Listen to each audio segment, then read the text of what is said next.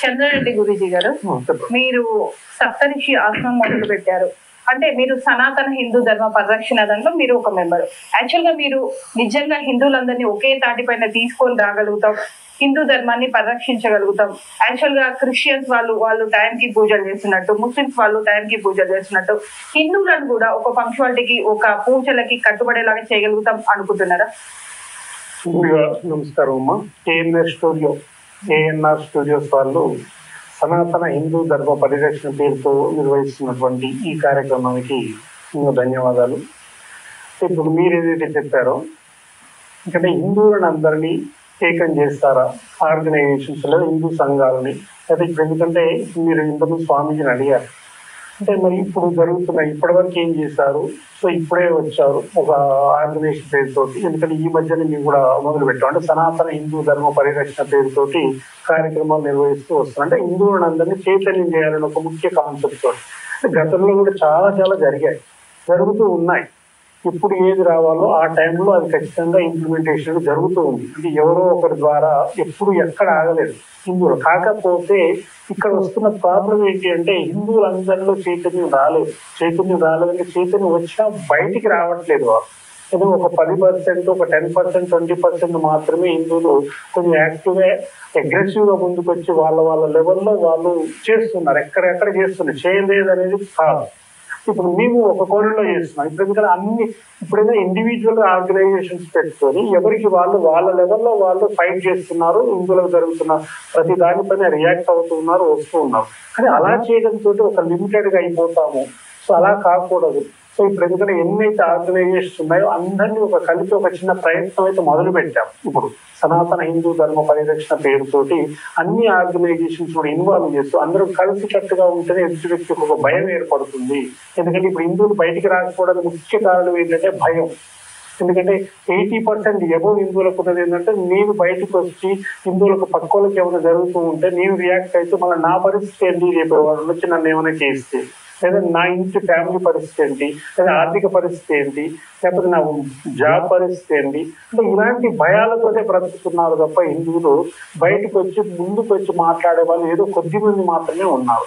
ఇప్పుడు అలాంటి వాళ్ళకి ఏంటంటే ఒక భరోసా ఇవ్వరు, మేమున్నాము మీకు, ఏది జరిగినా. ఎందుకంటే ఇప్పుడు వాళ్ళు బయటకు వచ్చారనుకోండి, ఒక చిన్న కేసు అయింది అనుకోండి, పోలీస్ స్టేషన్కి వెళ్ళాలి.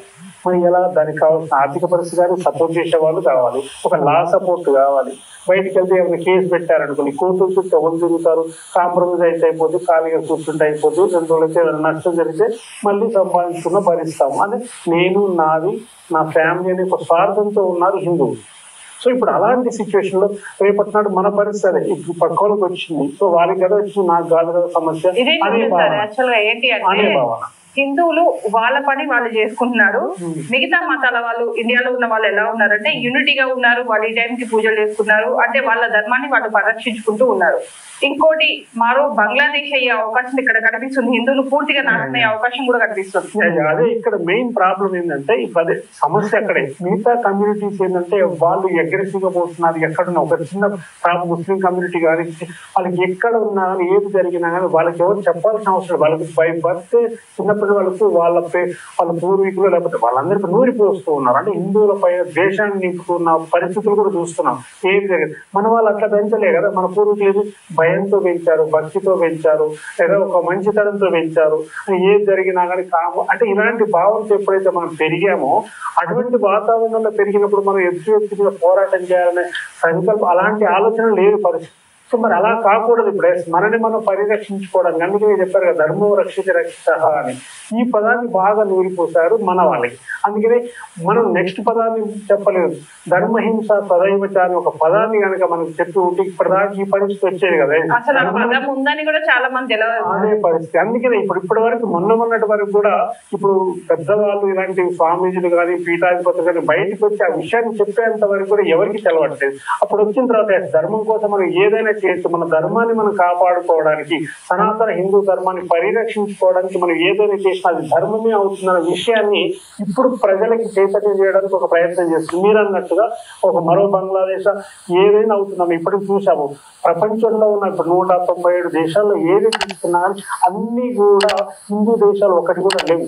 మనకు మిగిలిన ఎందుకంటే ముస్లింస్ అయినా ఇంకోటైనా ఒక దేశంలో కూడా ఇంకో దేశంలో కూడా ఉన్నారు, అక్కడ వాళ్ళు కబ్జా చేస్తున్నారు, మొత్తం మా దేశం అని చెప్పేసి వాళ్ళు అన్ని దేశం వాళ్ళకు ఉన్నాయి తప్ప మన భారతీయులకి మన హిందువులకి ఇప్పుడు భారతదేశం నుంచి కూడా పక్కకు పంపించాలని ఎక్కడ బ్రతికే పరిస్థితులు ఎవరు రాణించే అవకాశం లేదు. కానీ మన దగ్గర అందరూ ఒకటే, ఒక పాత చింతకాయ పచ్చడిలాగా అందరూ ఒకటే మన హిందువుల ఉన్న పెద్ద దుర్గుణం ఇదే, అంతా ఒకటే అందరం ఒకటే అందరం ఈ భావన పోవాలి. ఫస్ట్ అందరూ ఒకటే అని మనం అనుకుంటే సరిపోదు కదా, ఎదుటి వ్యక్తి కూడా అలాంటి భావన ఉన్నప్పుడు మనకు అది కరెక్ట్ అవుతుంది. హింస కాదు, ఎదుటి వ్యక్తి కూడా అదే భావన ఉండాలి. ఎదుటి వ్యక్తి కూడా అందరూ మనం ఒకటిగా ఉండాలి అనే భావన ఉన్నప్పుడు బాగుంటుంది. కానీ ఎదుటి వ్యక్తి మనం మంచితనం ఒక చెంపతో ఇంకో చెంప కూడా నించొనే స్థితిలో మనం ఉంటే అవసరమైతే వాడు ఏదైనా చేస్తాడు. ఇప్పుడు మన మంచితనమే మన చేతగానితనం అయిపోతుంది. మంచితనం ఎంతవరకు ఉండాలో అంతవరకు ఉండాలి. కానీ అది కాస్త శృతి మించింది అనుకోండి, అవసరమైతే మనము దెబ్బలు పెట్టైనా కానీ మన దారిలోకి తెచ్చుకోవాలి. ఇదే కదా ధర్మం అనేది కూడా అదే చెప్తుంది మనకి ఇప్పుడు. సో అలాంటప్పుడు మనలో చేతగాని వస్తుందా మనకు కొట్టినా తిట్టినా పడి ఉండే అలాంటి స్థితి మనకు రాకూడదు. ఇప్పుడు అలా వస్తే కనుక బంగ్లాదేశ్ పరిస్థితి ఏదైనా అవుతుంది. ఎందుకంటే మనకున్నది భారతదేశం ఒక్కటే కాబట్టి హిందూ ధర్మము ఇక్కడే వెళ్ళింది, ఇక్కడ ఆధ్యాత్మికత పుట్టినీళ్ళు భారతదేశమే. మనం ఋషి సాంప్రదాయం అని చెప్తారు. ఇప్పుడు స్వామి చెప్పారు సనాతన హిందూ ధర్మం అని. సో అతి పురాతనమైన ధర్మంలో మనం ఉన్నాం. అలాంటి ధర్మాన్ని మనం కాపాడుకోవాలి. ప్రపంచంలో ఎక్కడ కూడా ఏ మతాలు లేవు, ఉన్నదల్లా ఒకటే సనాతనమే. అది మాత్రం ఎంతో సృష్టి ఎప్పుడు పుట్టిందో ఎప్పుడు ఎవరికీ తెలియదు. అప్పటి నుండి కొనసాగుతూ ఉన్న ఈ యొక్క సనాతన ధర్మాన్ని ఈ మధ్యలో వచ్చి కొందరు స్వార్థపరులు రకరకాల భావాలతో అంటే ఒక వ్యక్తి నుండి వచ్చినాయి కదా ఇవన్నీ కూడా. ఇప్పుడు ఒక మతం అనే పదాన్ని కూడా మీరు ఇంతకు అన్నారు. హిందూ మతం కాదమ్మ, ఇది హిందూ ధర్మం. ఇది ఎందుకంటే మనం ఆచరించి చూపించాలి మన ధర్మాన్ని. ఇది మతం అన్నప్పుడు ఎక్కడొక్కడ మొదలవుతుంది. అది కానీ ఇది ఎక్కడ మొదలైందో తెలియదు. మతం అనేది ఒక మనిషి నుండి మొదలైంది, మతి నుండి పుట్టేదే మతం అంటూ ఉన్నాం. సో అది ఎక్కడో కొన్ని సంవత్సరాలు 1000 సంవత్సరాల క్రితం ఒకటి పుడితే, ఒక 2000 సంవత్సరాల క్రితం ఒకటి పుట్టి. కానీ అంతకుముందు ఎక్కడున్నాయి అవన్నీ లేవు కదా. అంతకుముందు ఉన్నది మనదే, ఆది అంతం లేనిది మనదే. సో కాబట్టి మనం ఇలాంటి ఒక సనాతన ధర్మాన్ని మనం పరిరక్షించుకోకపోతే రేపటి భవిష్యత్తు ఉండదు. ఎందుకంటే మనం నిద్రపోతున్నట్టు కనుక ఉంటే ఇప్పుడు ఏదైతే 197 దేశాలు అనుకుంటే మొత్తం కూడా సనాతనమే ఉండాలి వాస్తవానికి. ఎక్కడ కనపడుతుంది, ఒక భారతదేశం మాత్రమే ఉంది.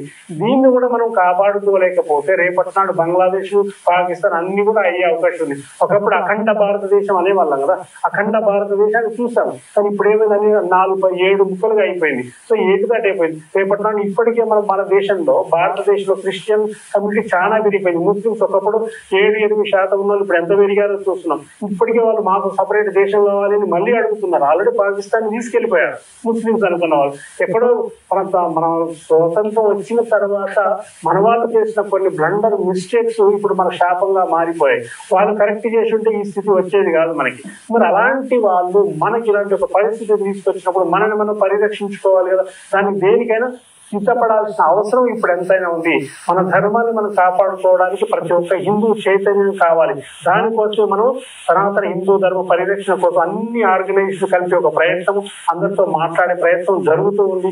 దీనికోసమే మనకు రేపు ఆదివారం నాడు కూడా బ్రహ్మాండంగా మనకు బీరంగూడ గుట్ట దగ్గర 108 మంది పీఠాధిపతులు ఎంతమంది హిందువులందరూ కూడా ఐక్యవేదిక చేసి ఒక ప్రయత్నం జరుగుతుంది. మనం రీసెంట్ గా పెట్టాము రౌండ్ టేబుల్ సమావేశం పెట్టి ఒక 34 మంది పీఠాధిపతులతో ఒక మొదలు పెట్టడం జరిగింది.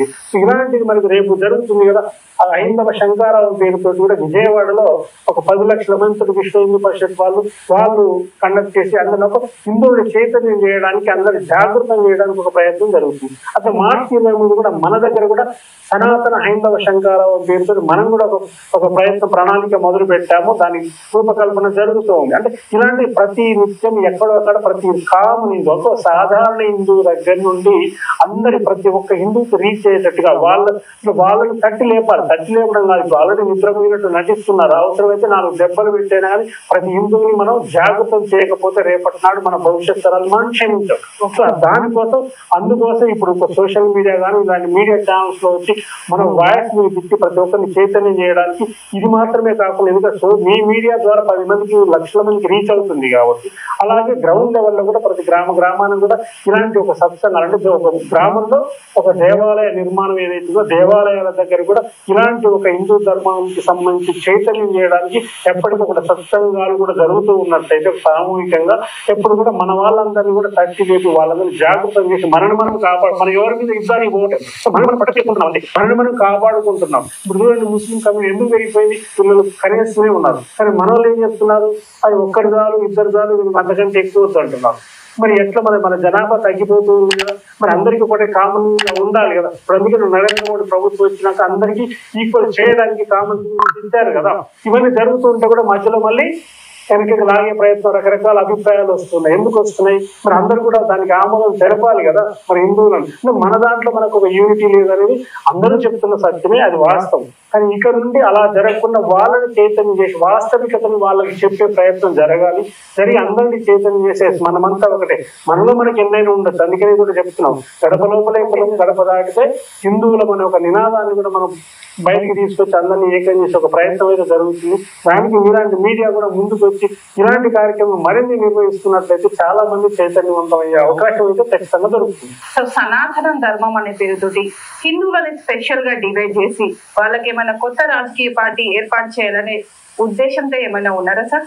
యాక్చువల్ గా ఉండాలమ్మా అది. ఎందుకంటే ఇప్పుడు మనం చూసాం, ఇప్పుడు ఒక బీజేపీ అనో లేకపోతే ఇప్పుడు రకరకాల కాంగ్రెస్ పార్టీ రకరకాల ఏ పార్టీకి ఆ పార్టీ సపరేట్ అయిపోయి ఇప్పుడు నిజంగా బీజేపీ ఒక హిందువులకి ఉంటే దాంట్లో మరి పూర్తిగా హిందువులందరూ కూడా ఓటేసి గెలిపించాలి. వాస్తవానికి జరగాల్సింది అంటే బీజేపీ హిందూ పార్టీ అని అంటున్నారు. ఇప్పుడు అందరికి ఉన్న అభిప్రాయం అందరికీ ఉంది. నిజంగా హిందూ పార్టీకి మరి హిందువులందరూ 80% ఉన్న హిందువులు ప్రతి ఒక్కరు ఓటేయాలి కదా.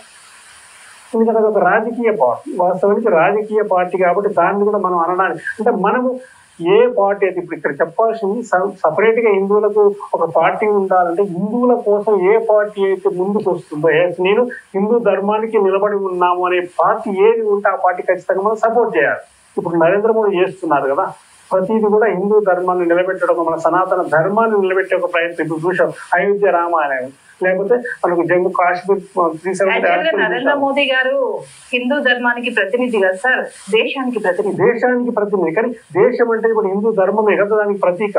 ఇప్పుడు భారతదేశం అనగానే హిందూ ఆధ్యాత్మికత అనేది భారతదేశానికి పుట్టిల్లు, భరతుడు ఏరిన దేశం అనే చెప్పుకుంటున్నాం. భారతదేశం అంటే కాకపోతే ఇక్కడ ఏమైతుంది, మధ్యలో వచ్చి కొన్ని సెక్యులర్ అనో లేకపోతే అన్ని రకాల కమ్యూనిటీస్ ఉంటాయని ఒక పేరు పెట్టారు. కానీ భారతదేశం ఒక హిందూ దేశం. వాస్తవానికి ఇది హిందూ దేశం కావాలి, అది కూడా రాజ్యాంగబద్ధంగా కావాలనే ఫైట్ మాట. ఇప్పుడు మనం చేసే ఒక ప్రయత్నం కూడా పోరాటం అంతా కూడా భారతదేశాన్ని హిందూ దేశంగా ప్రకటించాలి అనే ఒక నినాదంతో మనం ముందుకు వస్తున్నాం కదా. ఇప్పుడు అది జరిగితేనే మనల్ని మనం ప్రొటెక్ట్ చేసుకోగలుగుతాం. లేకపోతే అంటే ఇప్పుడు మీ ఫౌండేషన్ ఉద్దేశం ఏంటంటే భారతదేశాన్ని పూర్తిగా హిందూ దేశంగా ప్రకటించాలి. ఇప్పుడు సనాతన బోర్డు అనేది ఒకటి ఏకైక లక్ష్యం అని చెప్పేసి కూడా ఈ మధ్యన మనం పవన్ కళ్యాణ్ గారు కూడా ఇనిషియేషన్ తీసుకొని ఒక అనౌన్స్మెంట్ కూడా ఇచ్చారు. అలాంటివి జరగాలి. ఇప్పుడు ముస్లిమ్స్ ఉంది కదా ఒక బోర్డు అని, ఏం జరుగుతుందో ప్రత్యక్షంగానే మీకు దాన్ని సపరేట్ చెప్పాల్సిన పని. ఇప్పుడు దానికోసం ఎంత పెద్ద ప్రాసెస్ జరుగుతుంది, ఎంత గొడవలు జరుగుతుందో చూస్తూ ఉన్నాం. మరి అలాంటప్పుడు అది ఎక్కడుందో కూడా తెలియదు నిన్న మొన్నటి వరకు. కానీ ఇప్పుడు దాన్ని తీసుకొచ్చి మొత్తం కూడా దేశాన్ని కబలించే ఒక ప్రయత్నం జరిగింది కదా.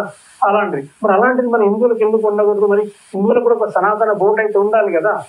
ఒక సెలబ్రిటీ ద్వారా ఒక వాయిస్ వెళ్ళిపోయింది కాబట్టి పబ్లిక్ ఈజీగా రీచ్ అవుతుంది. క్రిస్టియన్స్ కి ఒకటి ఉండింది, ప్రతి ఒక్కరికి